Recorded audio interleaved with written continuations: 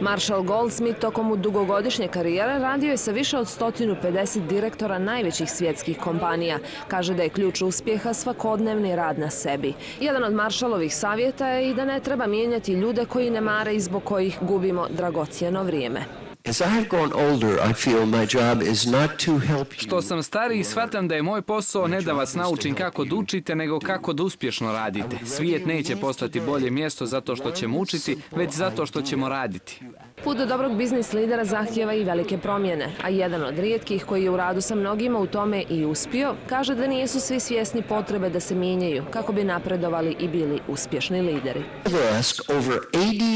Pitao sam više od 80.000 ljudi širom svijeta da se uporede sa ostalim iz svoje profesije, a zatim i koliko njih vjeruje da su među 2, 5 ili 10 najboljih. Pitao sam i koliko njih je sebe svrstalo u neku drugu grupu. I šta sam dobio? 70% ispitanih vjeruje da spada u top 10, 82% smatraju da su među 20 najboljih. A šta sam naučio? Uspješni ljudi su u zabludi. Što smo više uspješni, sve smo više u zabludi.